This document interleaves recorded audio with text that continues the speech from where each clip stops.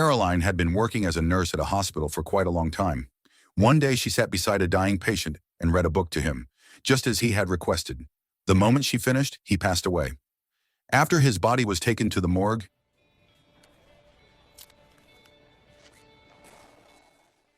his belongings were packed up in case any family members came to claim them.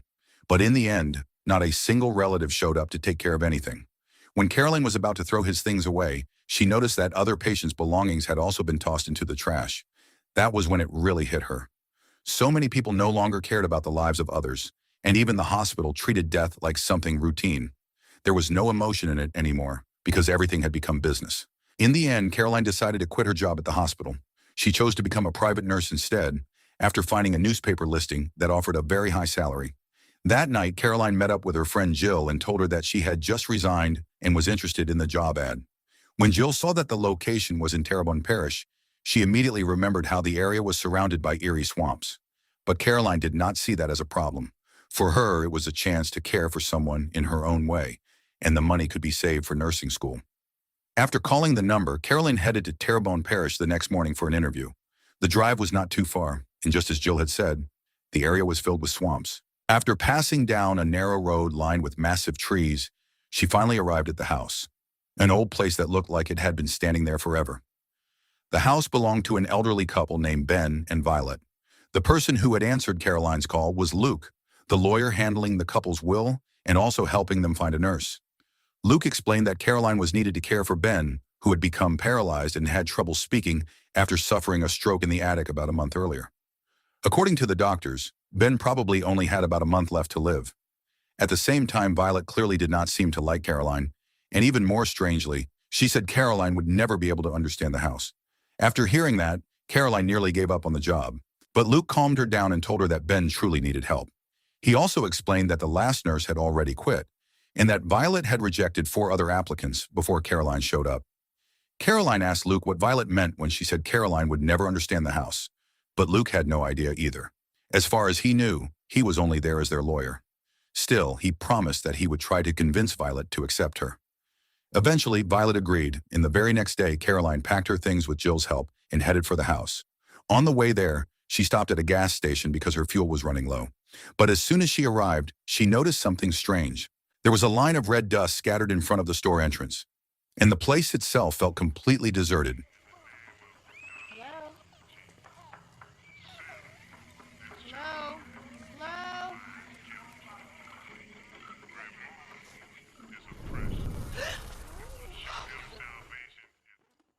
Then out of nowhere, a blind woman suddenly appeared and startled her. When Caroline arrived at Violet's house, she immediately started settling into her room, arranging her belongings, including a photo of her with her father. But something quickly caught her attention. The mirror in her bathroom had been removed. And not just there, every mirror in the entire house was gone. Since she could not find Violet anywhere, Caroline decided to check on Ben, who was lying in bed. As she approached, he suddenly reached out and grabbed her hand. You have to let go. Ben, you're hurting me. Ouch. Moments later, Violet appeared and began explaining Caroline's duties, giving him his crushed medication every morning at 9 and every evening at 7, bathing him and regularly changing his bedsheets. Curious, Caroline asked how long they had been living in the house. Violet explained that they had moved in around 1962. The house originally belonged to a brother and sister named Martin and Grace, who had inherited it from their parents. Due to financial difficulties, they were forced to sell it. Violet had kept their photographs as a form of respect. As Caroline looked through the photos, one slipped out. It showed Martin and Grace with their parents, Papa Justify and Mama Cecile. What stood out immediately was that their skin tones were completely different. It made Caroline wonder if they had been adopted. Violet then explained that the house had 30 rooms in total, and every single one of them could be opened with a single key known as the skeleton key, including the attic where Ben kept his antique collection. She handed the key to Caroline, and that was where everything started. This is the skeleton key. It's real. Caroline then asked about the missing mirrors.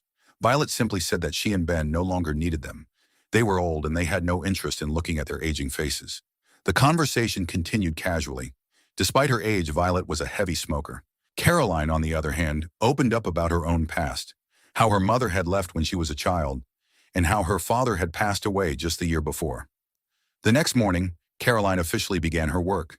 She bathed Ben, helped him get dressed, and brought him downstairs using a lift so he could relax outside, while Violet tended to her garden. As they talked about religion, Caroline revealed that she leaned more toward being skeptical, almost atheist. At one point, Violet asked her to retrieve some flower seeds from the attic. Using the skeleton key, Caroline entered the attic, but as she walked further in, she heard a strange noise coming from the far end of the room.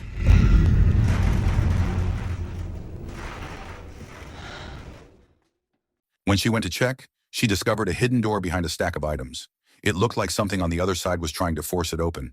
She tried using the key, but it would not work. Just then, Violet suddenly appeared behind her, startling her. Caroline asked why the key could not open that door. Violet explained that the room had been sealed ever since they moved in, and no one really knew what was inside. That night, while Caroline was asleep, she suddenly woke up after hearing something shatter upstairs. She rushed to Ben's room, only to find his bed empty. He had somehow climbed out through the window, crawling onto the roof before falling down.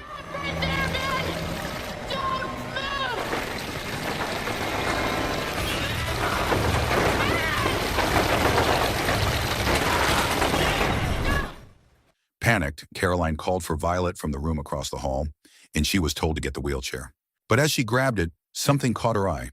Written on Ben's blanket were the words asking for help. Without thinking, she quickly hid it. And when they finally brought Ben back inside, he locked eyes with Caroline in a way that felt intense and desperate, as if he was silently begging her to save him. The next morning, Luke came by the house. Caroline told him about what had happened the night before and planned to show him the blanket with the message asking for help. But strangely, the writing had completely disappeared. Caroline began to doubt herself, thinking maybe she had imagined it. As they continued talking, Caroline opened up about her past. She shared how she had dropped out of college after getting caught up with her band friends and rarely being at home. Her father had been angry, feeling that her life had no direction. Their arguments eventually pushed her to leave home. Not long after, she received the news that her father had passed away. That regret stayed with her, and it became the reason she chose to become a nurse, because she was not there for him when he needed her the most. Later that afternoon, while Violet was busy sweeping outside, Caroline quietly slipped into the attic, still suspicious about the hidden door. This time, she carefully tampered with the keyhole and discovered something blocking it from the inside. After removing it and trying the skeleton key again, the door finally opened. Inside, she found a collection of strange objects: twisted roots, strands of hair, a monkey skull, large stitched dolls, and a pile of rings. It all felt deeply unsettling. As she kept searching, Caroline came across a book filled with photographs, including pictures of Justify, Cecile, Martin, and Grace. But what shocked her even more was what she found next. Inside the book were written protection spells, along with an audio recording labeled as a sacrifice ritual by Papa Justify. At that moment, it became clear that everything in that room was connected to some kind of dark magic. Meanwhile, Violet noticed that Caroline was nowhere to be found and went up to the attic. Caroline quickly hid, taking the recording with her. After Violet left, Caroline made another discovery.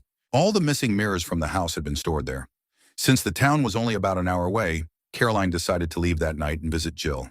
She played the recording, which contained Justify pleading to be freed from a cursed house, asking to be released from darkness, sorrow, and a terrible curse.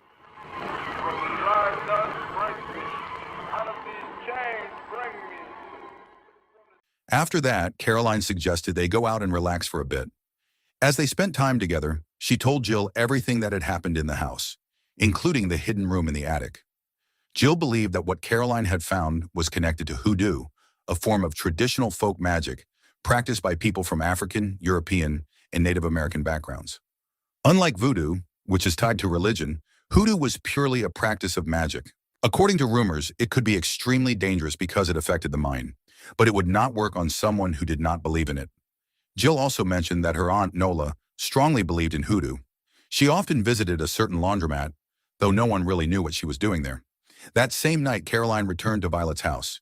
After tucking Ben into bed, she placed a mirror in his room. The next morning, Violet was shocked the moment she saw it.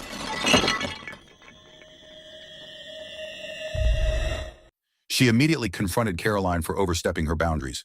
But this time, Caroline stood her ground. She revealed that she had already seen what was hidden in the attic and demanded to know the truth about the house. Otherwise, she was ready to walk away from the job. With no other choice, Violet finally told the story. Around 90 years ago, the house belonged to a wealthy banker named Thorpe, who lived there with his family and two servants, Papa Justify and Mama Cecile. Thorpe was known to be cruel, building his fortune by exploiting the poor.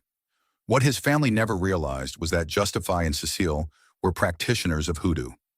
The attic had been their room, and also the place where they secretly performed rituals against those they considered evil.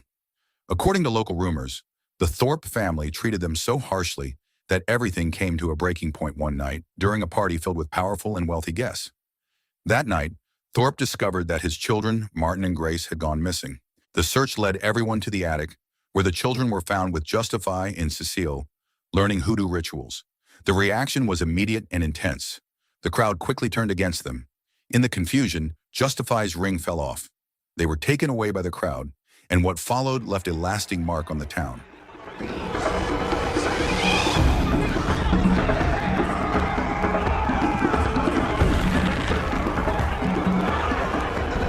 All that power, reach.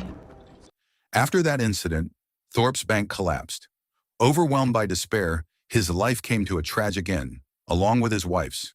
The townspeople believed it was the revenge of Justify and Cecile's spirits. Meanwhile, Martin and Grace continued living in the house until 1962, when they eventually sold it to Violet and Ben.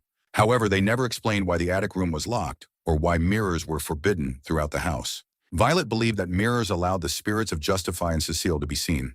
She had also read that red brick dust could protect against danger, which was why she kept it stored in the house. Even after hearing all of that, Caroline remained skeptical. She did not believe in ghosts or magic. Later, while bathing Ben, some soapy water accidentally got into her eyes. As she wiped it away, she glanced into a small mirror. But Ben's reaction immediately stood out. He kept staring at the mirror intensely. Wanting to test Violet's claim, Caroline held the mirror up in front of him. The moment he saw it, he suddenly became hysterical. After that, Caroline headed into town to meet Jill's aunt, Nola, at a laundromat. Inside, she discovered that it was actually a hidden space where Nola treated people using strange rituals. The place was filled with unusual objects, and there was red brick dust placed at the entrance. Caroline did not hesitate to speak her mind. She made it clear that she did not believe in magic, especially the idea that it could harm or heal someone. In her view, everything came down to suggestion. If someone believed they could be healed, then they might recover. And if they believed they were cursed, then they would suffer. She even mentioned someone she knew who had become paralyzed after believing they had been affected by magic, clearly referring to Ben. In the end, Nola gave Caroline several items along with a chant she could use to determine whether someone was truly under the influence of magic. She also shared a method that could potentially cure Ben. Caroline became convinced that if Ben believed he had been affected by magic, then perhaps the only way to save him was through magic as well. As soon as Caroline returned to the house, she began preparing the ritual exactly as Nola had instructed. She set up a bowl of water, lit a cross-shaped candle, and added the herbs and oil she had been given. Then she moved carefully around Ben, fanning him with a crow feather while sprinkling the water and reciting the chant to cleanse and bless the house. And then something unbelievable happened.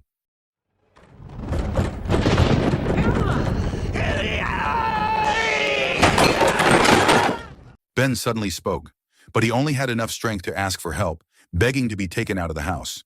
He never got the chance to explain what was really happening or why he had his stroke in the attic, because Violet arrived before he could say more.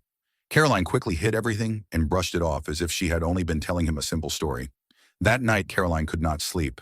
The images and voices of Justify and Cecile kept replaying in her mind.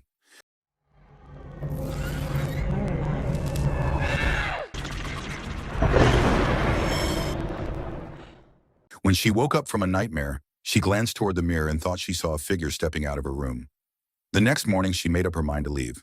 The house no longer felt safe, but when she saw Ben sitting quietly on the porch, lost in his own thoughts, something stopped her. He reminded her of her father, and she could not walk away. Determined to uncover the truth, Caroline took photos of everything she had found in the attic and showed them to Luke. She also asked about the previous nurse, but Luke admitted he did not know why she had left, so he took Caroline to meet her in person. The former nurse, Hallie, was now working at a nursing home. After hearing Caroline's story, she explained that she had quit because the house carried a disturbing presence. She also revealed that Martin and Grace, the former owners, had both died of strokes not long after selling the house to Violet and Ben. To Hallie, that was no coincidence. She believed they must have discovered something terrifying inside the house, and that Ben's condition might be connected to the same thing. Before they parted ways, Hallie warned Caroline to leave before she started believing in the magic herself because, in her eyes, Violet was a dangerous woman. On the way back, Caroline asked Luke to stop at the gas station she had visited earlier. She remembered the red brick dust and realized that the people there also believed in hoodoo. From there, she went to the house behind the station and once again saw the same red dust. Inside, she met the blind woman again. This time, Caroline asked about the recording she had found, the one labeled as a sacrifice ritual. The woman explained that it was the most powerful form of hoodoo ever discovered by Papa Justify. It was believed to have the ability to protect someone from death, but only by drawing from the life of another. However, Justify and Cecile were said to have been gone before they could ever use it. At that moment, everything became clear to Caroline. She became convinced that Violet was the one behind what was happening to Ben. She believed Violet had mastered the ritual and was planning to use him to extend her own life. That very night, Caroline decided she had to save him. But when she returned to the house, the recording was gone from her suitcase. Realizing she needed protection, she went to the storage room, took the red brick dust, and spread it across the entrance of her bedroom before covering it with a carpet. Then she set a trap. She gave Violet a reason to enter her room, pretending there was a leak in the ceiling. It was a test to see whether Violet would be affected by the red dust. And even though it was hidden beneath the carpet, Violet somehow sensed it was there. That night, Caroline had already prepared sugar cubes mixed with a mild sedative. But things did not go as planned, because Violet wanted plain tea instead. Trying to keep things under control, Caroline insisted that she did not believe Ben had been cursed in the attic. She had gone up there many times and nothing had ever happened to her. Violet, however, remained calm and pointed out something unsettling. Caroline had not been affected simply because she did not believe in hoodoo. Not long after, the power suddenly went out. As Violet stepped away to get candles, Caroline quickly poured the sedative into her tea. This time it worked. Violet drank it and soon collapsed. As she fell, she was still clutching a torn piece of a protection spell, as if trying to stop Ben from being taken out of the house. Caroline grabbed the paper and rushed to find the recording of the sacrifice ritual. She eventually found it inside Violet's bedroom. Knowing she did not have much time, she hurried to carry Ben to her car. But when she reached the gate, it was locked. She tried forcing it open again and again, but it would not budge. With no other choice, she attempted to find another way out. Unfortunately, the car slipped and got stuck.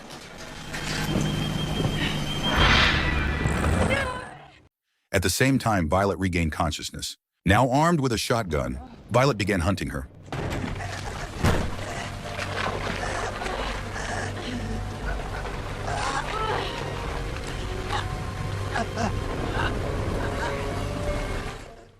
To buy herself some time, Caroline hid Ben inside the storage room, then escaped using a small boat at the lake behind the house. After getting away, Caroline went straight to Luke's apartment. She told him everything, how Violet had tried to kill her, and how Ben desperately needed help.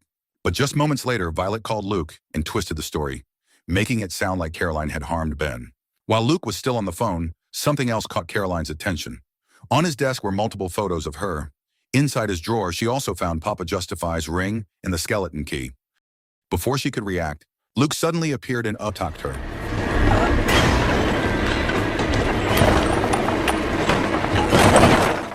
That was when the truth came out.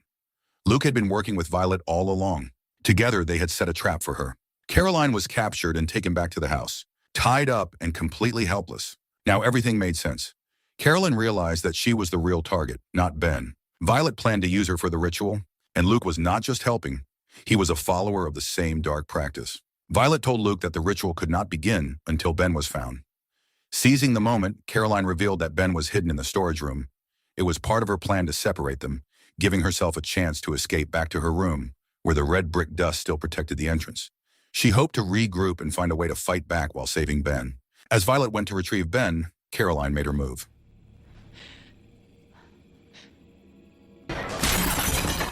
She climbed up the garden fence to the second floor and scattered red dust to block Luke's path.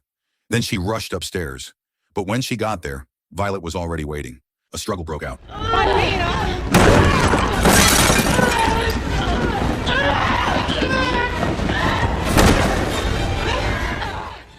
And in the end, Caroline managed to bring Violet down. With no time to waste, Caroline grabbed the house phone and called for emergency help, asking for police and an ambulance, saying that multiple people were injured. She also called Jill, letting her know that she was in serious trouble. Violet made her way upstairs using the lift and kept the phone line. With no way to call for help, Caroline rushed up to the attic. What she found there was terrifying.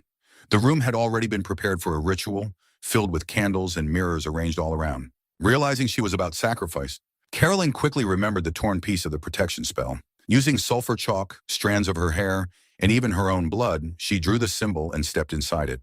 Moments later, Violet entered the attic and slowly crawled toward her. But this time, Caroline was not afraid. She believed she was protected. Then Violet smiled. The truth was far worse than Caroline expected.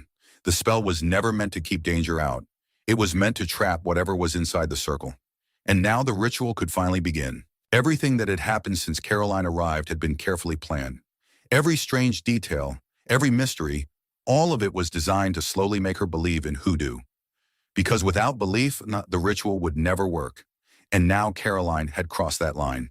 Luke started playing the recording of Justify reciting the sacrifice ritual. At the same time, Violet placed a large mirror in front of Caroline.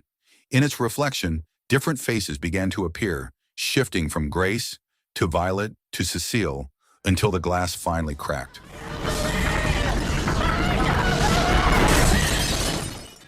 Not long after, Caroline regained consciousness. But something was different. She began smoking, just like Violet always did. And then, something even more disturbing became clear. She and Luke were no longer calling each other by their own names. They were calling each other Justify and Cecile. The truth was revealed. The ritual was not about moving a soul, it was about swapping them. 90 years ago, Justify and Cecile had mastered hoodoo.